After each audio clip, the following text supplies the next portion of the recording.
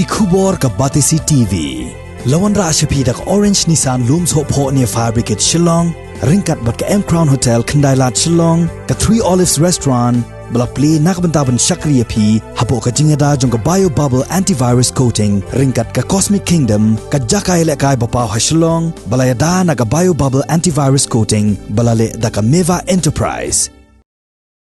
Shisnam duna arbanai theng ka jing ap khmelanti jong ki pait reungan ka Shillong Archdiocese banyo no yalau nong shrai mensiem ubapura kalawan urlong haka arpratri no pra arajar arpau hakapor saush teng janmien katkum kapor jong kari India hadien bukpa bukhoj upo Francis ulapen bana ula Thung bujili ya umus Reverend Victor Lyngdoh wan shimti kum Archbishop upa Thymmai jong Shillong Archdiocese kum chupente bhangni baki pait reungan jong Shillong Archdiocese kilasa konswet hadien ka jingkla no kendet kansan jong umus Reverend Dominic Jala ha ka jing to khukali ke braja ha ka shpotri urisa warajar khat khandai ha ka shnong Colusa County kabadan ha ka nong ba California jong kari United States of America nakaliang jong diocesan administrator jong ka Shillong Archdiocese Reverend Father John Madur ha kani ka ju asngiu la plai bai baru yo kurwo ban pentep shaki pai riungai jong Shillong Archdiocese ha ka baula ai kubleker pangru yo Pope Francis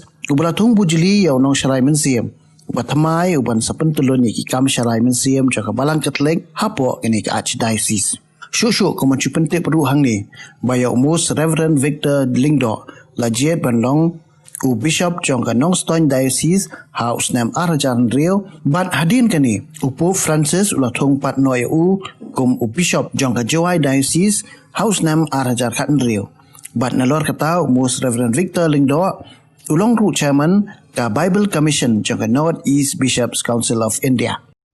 To the priests, the religious and the faithful Archdiocese of Shillong,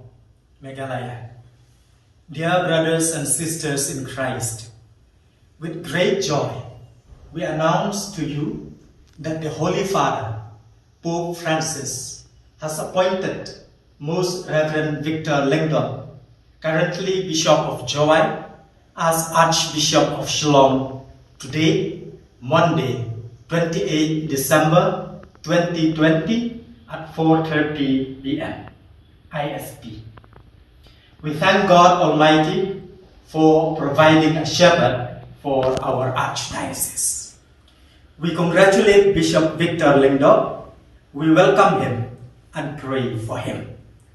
I also take this opportunity to thank each and everyone for the prayers and support given to me during the past 1 year. Kohmen ko para hautrai Jesu Christ. Dagajin kemen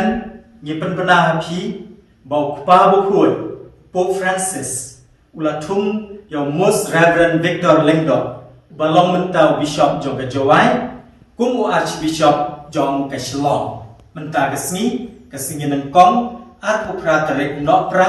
arpo haga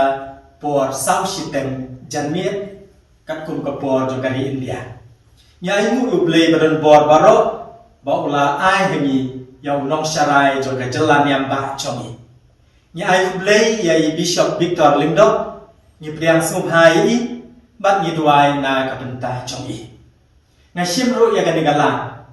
ban ai ublei ya iwei na pi na kapenta gi jingduai ba ke jingkersan ha kini ki shis nam ke balada kublei shi